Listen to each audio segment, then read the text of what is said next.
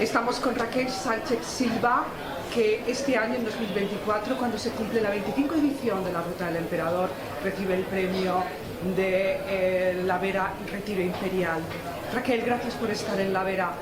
Sabemos que los inicios de tu carrera profesional como periodista fueron precisamente aquí, en la Vera. Sí. Estabas en la televisión de Plasencia y cubrías la zona.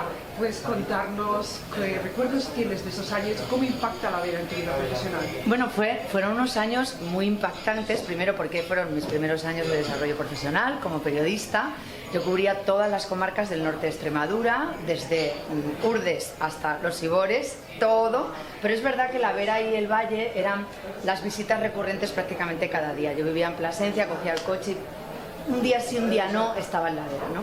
Entonces he vivido la Vera desde todas sus vertientes, desde la vertiente política, de crecimiento, agrícola, cultural, artística, incluso folclórica, en el sentido del folclore y de las fiestas. O sea, yo lo he vivido absolutamente todo en la Vera, todo.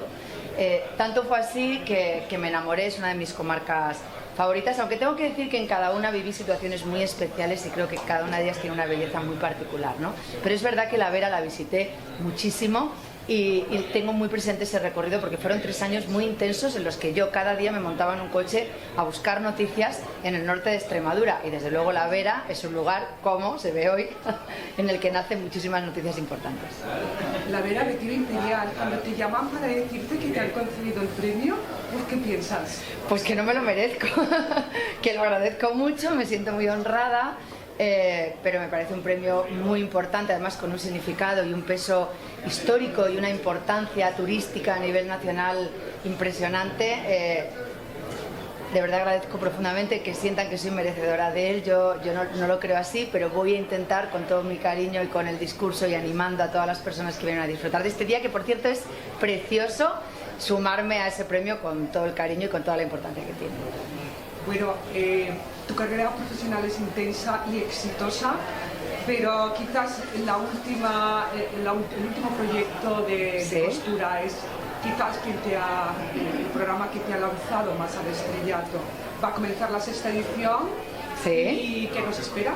Bueno, ha sido una edición increíble porque además habíamos descansado un año en el que no hicimos Maestros de la Costura. Nosotros somos muy amigos, Lorenzo Caprile, Palomo y María Escoté, y entonces reencontrarnos ha sido algo más que un proyecto profesional, ha sido un proyecto de amistad, de recuperar un programa que pensamos que se nos había ido, y apoyando desde ese... Bueno, nosotros ahí lo que hacemos es básicamente apoyar el mundo de la costura, la industria textil y desde luego la moda española. Para mí es un honor también hacerlo, también es un honor hacerlo como extremeña y defenderlo en las pasarelas y defender a todos los creadores españoles, porque además, y lo digo muchísimo en el programa, Extremadura es una de las grandes cunas de la artesanía textil. Es decir, que nosotros desde el programa intentamos apoyar la sostenibilidad es artesanía y la artesanía es Extremadura. Gracias, Raquel, estamos muy orgullosos de tenerte aquí. Muchísimas gracias a vosotros.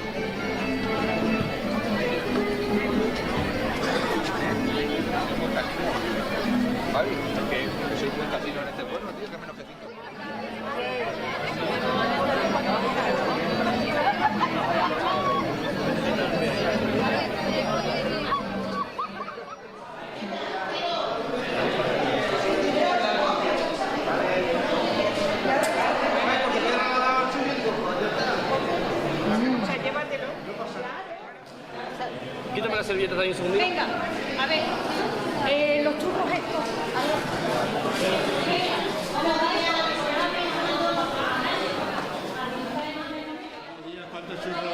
¿Cuántos churros hay? Yeah. 6.000.